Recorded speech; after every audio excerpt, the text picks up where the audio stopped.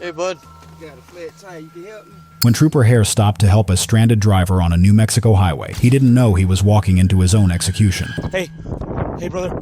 Hare. 961 Norcom, I need a 55 now. This incident unveiled the existence of a serial killer who was targeting members of law enforcement. Alright, dude, we're gonna go find this one. A violent maniac and a master of disappearing. The police had to hunt him down before he could strike again.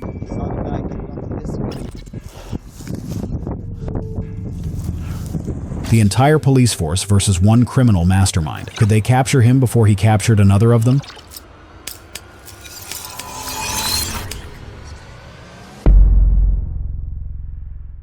52-year-old Phonesia Machado Foray was a beacon of light to her community, even in the line of such perilous work. Phonesia was a paramedic with Florence County and Marion County EMS in South Carolina. She'd seen the worst of the worst, but was somehow always filled with jokes, laughter, and high spirits. She managed to make the best of every situation. She was the kind of person anyone would want on their team. The Marion County EMS director later reflected on what a joy Phonesia was to the department. She was just one of those happy-go-lucky people. She was always around, always had a smile, and just loved her job and loved people. So when Phonesia missed work on March 13th and 14th of 2024, her colleagues knew something wasn't right. Finally, on the afternoon of March 14th, the department discovered why Phonesia hadn't been to work. They received a devastating call from her husband advising that Phonesia was missing. She was reportedly last seen at her home on the 12th, and neither her roommate nor her husband had seen or heard from her since. Her white 2001 BMW was also gone. Knowing that Phonesia would never voluntarily leave her children, grandchildren, and career, everyone assumed that something terrible must have happened. With no time to waste, the department immediately got to work. Officers scoured the streets for her while detectives methodically tracked her down. They were able to access the GPS tracker for her BMW and noticed that her vehicle's movements on the 13th were extremely odd. In the early afternoon, her car left her home and drove to an unfamiliar area in Dillon County. Her vehicle then went back to her house and afterward traveled east out of South Carolina. That next evening, March 15th, detectives followed the path her BMW had taken to Dillon County. Strangely, the coordinates led them to an abandoned house in Lakeview. They searched the area around the property, but stopped cold when they got to the rear of the house. In the tall, unkempt grass lay Phonesia, deceased from a gunshot wound to the back of the head. She was wearing a dog collar, and broken zip ties were found near her body. Phonesia's death was a heavy loss to the PD paramedics team and the Marion County Department, and they were determined to find out who did this. Little did they know that the perpetrator was already hundreds of miles away in New Mexico, and that he'd already caught his next victim. Around 4:45 a.m. on March 15th, about 16 hours before Phonesia was found, the New Mexico State Police received a call stating that there was a man stuck on the side of Interstate 40, west of Tucumcari. The caller advised that the man was waving his arms and trying to hail down a car. He was reportedly wearing a brown hoodie and was presumably having car trouble since he was standing next to a white vehicle. 35-year-old State Trooper Justin Hare responded to the call and made his way to the scene. Trooper Hare was a 6-year veteran of the New Mexico State Police and one of those officers who was a staple in his community. When he wasn't on duty, he was joining in community efforts and actively supporting the local children. His father would later say that was his world. He loved the kids. He was a soccer coach. He was a baseball coach. He did everything he could for the kids. When he was on duty, he operated with care, compassion, and professionalism. He didn't just chase down criminals. He was happy to stop and help find a lost pet, check on someone who wasn't feeling well, and counsel people through minor disputes. So when he heard that someone might be having mechanical issues, he didn't mind lending a hand. 20 minutes later, Trooper Hare spotted the white BMW and pulled to a stop behind it.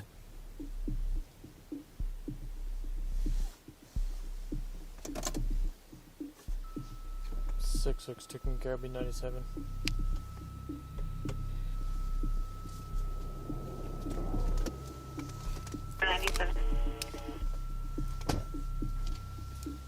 Hey, bud. Got a flat tire, you can help me? What are you needing? Just a tire. I need a ride to the store, you get me there. Okay, I can get you back to town real quick, but nobody's open tonight. Well, that's fine, I'll get to town. I just haven't come back to get the car. Okay, go ahead and go to the front of my car real quick. I'll meet you up there real quick. I'll get. In the next instant, there was a pop and then silence. The man he'd stopped to help had shot Trooper Hare in the neck. The assailant is next seen walking around to the driver's side of the patrol unit, where he shoots him again in the head. He then pushes Trooper Hare into the passenger seat before getting behind the wheel and taking off.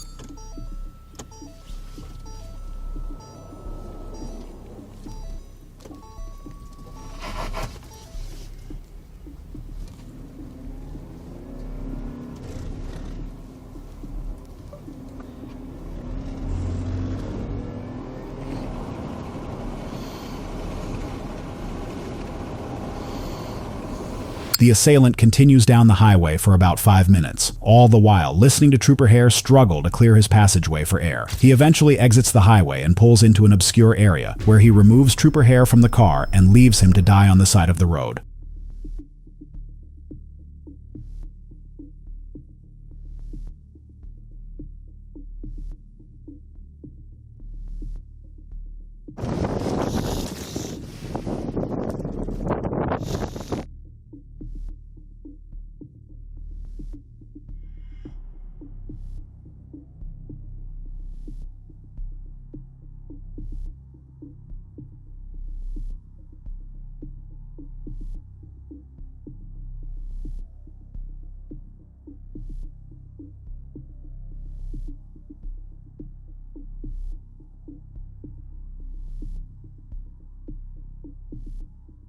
As the assailant sped away, what they didn't know was that Trooper Hare had managed to punch the distress button inside his patrol car. This small, discreet button sent an alert back to the department, signaling that Trooper Hare was in danger. Upon receiving the alert, dispatch began tracking his vehicle via GPS, and several backup officers were sent after it. Meanwhile, the assailant proceeded forward with no idea that officers were already on his trail. About 20 minutes later, an officer had Trooper Hare's cruiser in his sights and was giving chase. The assailant sped on at a high rate of speed before losing control of the vehicle and crashing on the side of the road.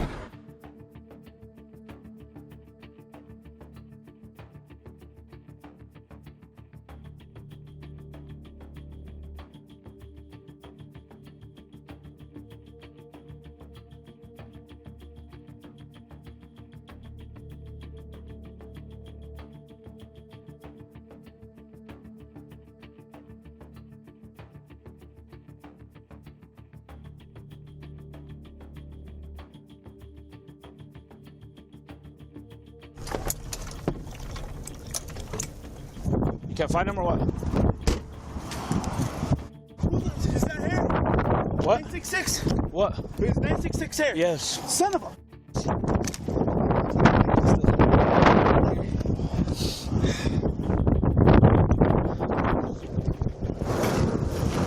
Here would have been behind him. He said he was walking on the road, bro.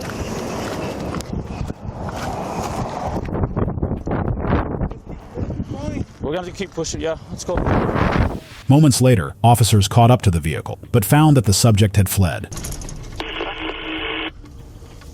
961 Norcom, I'm gonna be 97 at the 318 with 903 and 2 KSO units looking for 966.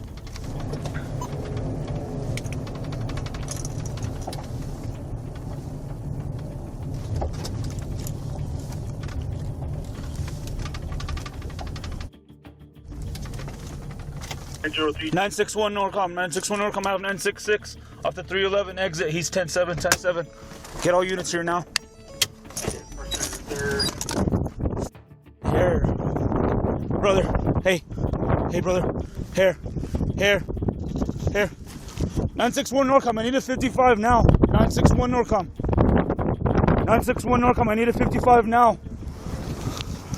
Here. Hey. Brother. Hey. Dude. I can't tell what the f is going on. He has a gunshot wound to the neck.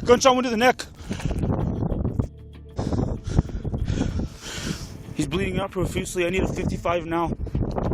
Hey, brother, it's okay. Hey. 961 Norcom, gunshot wound to the head as well. What's your current 20? 961 Norcom, I'm on the frontage road. I don't know the exact mile marker, but it's directly right off the frontage road at the 311. Here, we're here, bro. Find him, brother. Correct, we'll be rolling in. Find him, dude. You're gonna be okay, brother. We love you, dude. You'll be okay. You're okay. We need to clear that passage, dude. What do we do? We don't have any suction, so just everybody, hey, I know, just take a minute, okay? The ambulance will be here. Where's LT? It's okay, brother. Unit is this? That's mine. Move it that real one out of the way for the ambulance. You're coming. Bring that. There's a helicopter coming? No, there's no helicopters flying right now because of the weather, but we're trying to get it fixed. Come on, brother. Get that out. Got a gunshot wound to the head, possibly to the neck, right? He has two. One to the head, one to the face, one to the neck. All right, let's get ready to lift up this. Come on, bro. Come on, here. What? Jacket. Hold on. I got his head. I got his head. Got it. 1, 2, 3. Come on, bro. Come on, bro. Right here with you, Aaron. Come on. Got you, Justin. Let's go, brother. Don't fucking give up, dude. Let's go. Look for that now, dude. Is he still? All right.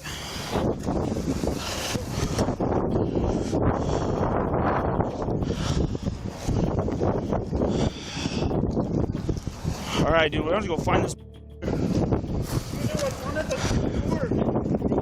All right. All right. We're walking down this way. Someone, we gotta hold this scene. This guy. Who's gonna hold the scene? We need somebody to stay here and hold Hey, have Schaefer. Where's have? He's right. His unit. Let's have him stay 97. He's not, where's the car though? Up there, Mark? Yeah, he's up there with the unit. I didn't see anything on the front end. We gotta take this furniture down.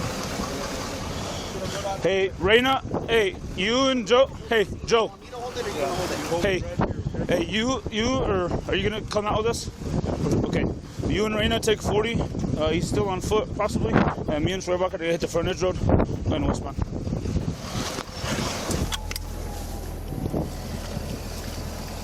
Yeah. Empty vehicle, but passenger side. Okay.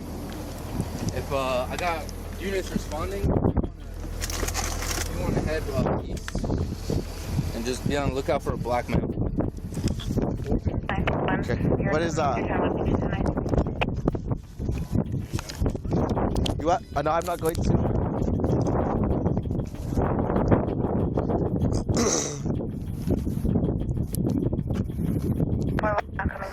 So we have no way of saying if he was last driving this vehicle. No idea, bro. I mean, obviously it wouldn't be here, but I saw him, dude. He saw me, and he booked it on the freaking bridge. So, if anything, he might be around there. But Yeah, I checked that whole area of where that car was, bro. I didn't see anything. no blood or anything on there, bro? No, nothing. The only thing there was dirt and space on the passenger. It's clean from where it's. Reina, keep to the rear. Schwerbach, keep back.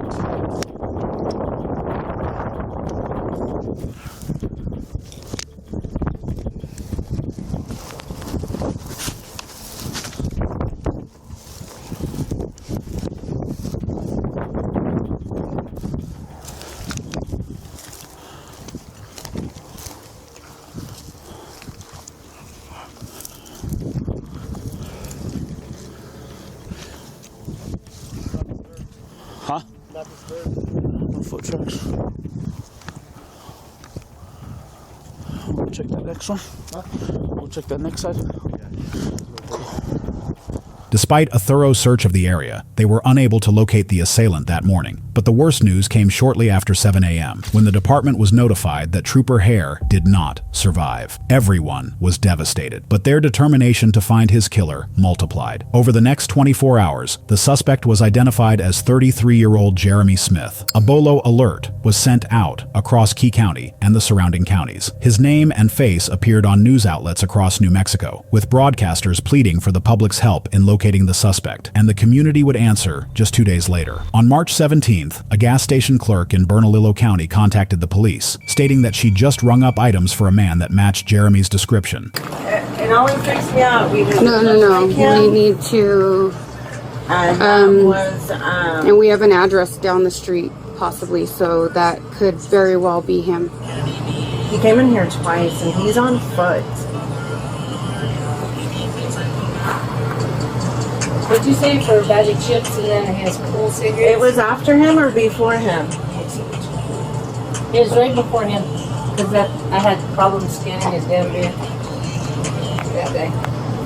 You guys think that's him? Yes, I do. He has a gap. He had his hoodie on like this to about right here. His black hoodie, blue jeans. He came in here twice, and I looked at him the first time, and I was by myself. How are you, man? 254, 2 units. ATLing, it's going to be a black hoodie. Still trying to ID his face, but from the portion that I can see now, it does appear to be him. What time was he in here? 6:55 to 7:02. 7:02. He left at approximately 7:02, heading northbound on course on foot. 141 grams and damage status. 276 is North Ortiz and Anderson Hill. 10-4, so we have a large perimeter with visual containment of the entire area.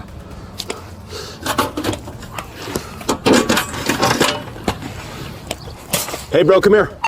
I got a BMA. Come up here. Come up here. Roxanne, he's running. Get over here, bro. He's running westbound. He's running westbound. You're running westbound. 254. Anderson, 1 Ortiz. Back into that community. Back to me, off the fence. Yeah, 31.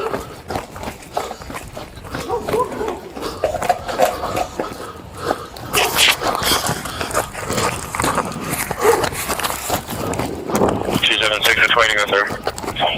Walker Ortiz. Just hold your perimeters. Maintain your perimeter.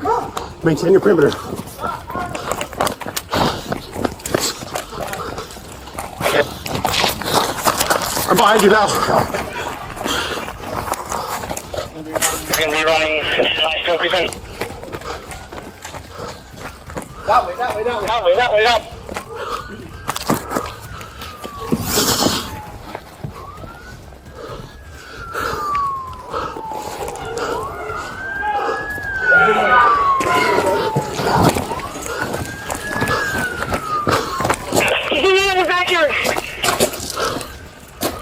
In the backyard, update me when possible. Stop!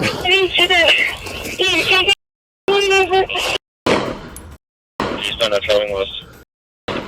Shots fired, shots fired.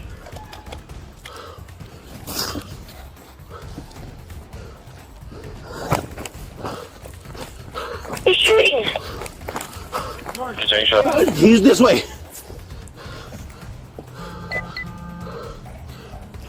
We need 820.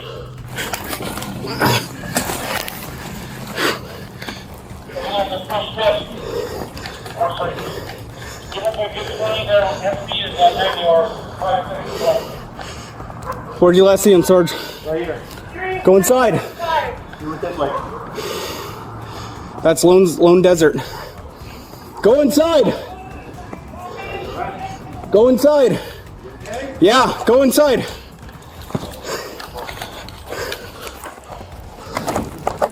Step forward, Lincoln 3, shots fired. Come here, bro. Is everybody good?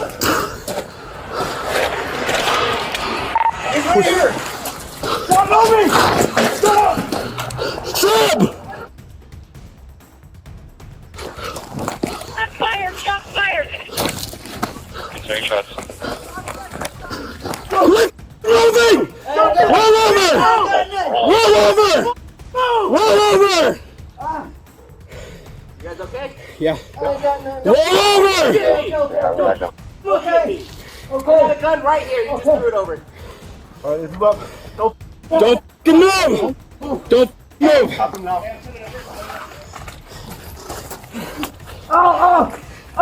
move!